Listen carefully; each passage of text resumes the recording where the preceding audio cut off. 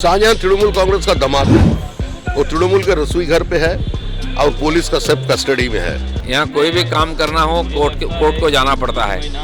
आप कोई बर्थडे मनाएगा तो आगे वो भी कोर्ट को जाना पड़ता है, क्योंकि यहाँ की सरकार किसी को अनुमति नहीं देती है। शाहजहां को पकड़ना मुमकिन नहीं है, क्योंकि ममता बनर्जी नहीं चाहती है उसको पकड़ा जाए। बंगाल का संदेश खाली मामला पिछले कई दिनों से राजनीति का सबसे बड़ा मुद्दा बना हुआ है, क्योंकि महिलाओं के ऊपर वहाँ पर लगातार अत्याचार हो रहा है और महिलाएं जो हैं खुलकर सामने भी आई है।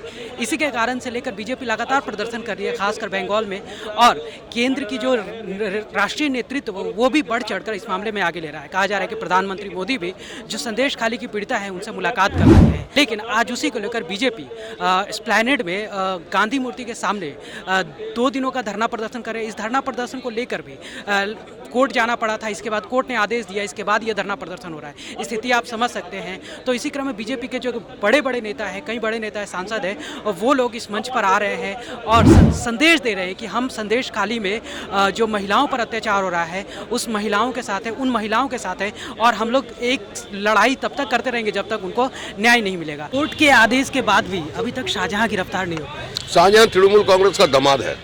वो तृणमूल के रसोई घर पे है और पुलिस का सब कस्टडी में है। ममता जी का जो भावना है, ममता जी का जो सोच है, वो शाहजहां अपने कायदे से वो संदेश खाली की जमीन पर उतारा था। इसलिए इतना अच्छा स्टूडेंट को कोई गिरफ्तार नहीं करेगा। यहाँ कोई भी काम करना हो कोर्ट को जाना पड़ता है। आप कोई बर्थडे मनाएगा तो आगे वो भी कोर्ट को जाना पड़ता है, क्योंकि यहाँ की सरकार किसी को अनुमति नहीं देती है।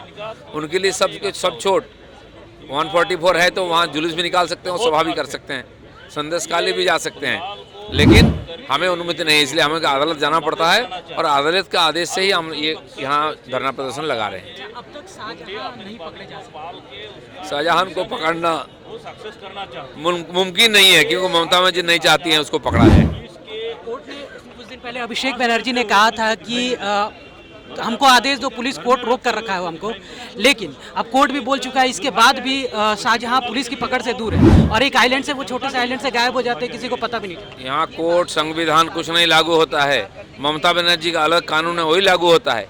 विरोधियों को आंदोलन करने का अनुमति नहीं, धरना करने की अनुमति नहीं है, और पुलिस की हिम्मत नहीं है शाहजहां को उठा ले।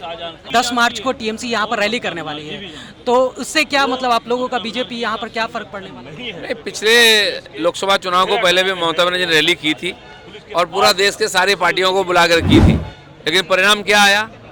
34 से 22 में आ गया, सिर्फ 12 सीट उनका कम हो गया है, और हमने 2 से 18 पहुंचा है। इस बार भी उसी का दूसरी गाड़ी चलेगी, 1 दर्जन सीट और कम हो जाएगा, क्योंकि ये जो शाहजहां बनाकर उन्होंने रखा है ना, लोगों का यार हजम नहीं हो रहा है। इसका खिलाफ लोगों ने चुनाव में वोट डालेंगे। फिलहाल के लिए इतना ही। कैमरामैन अरिजीत के साथ मैं अंकित सिन्हा, सूत्रकार समाचार, कोलकाता। हमारा यह वीडियो अच्छा लगा तो इसे लाइक करें, शेयर करें और हाँ, सब्सक्राइब करना ना भूलें।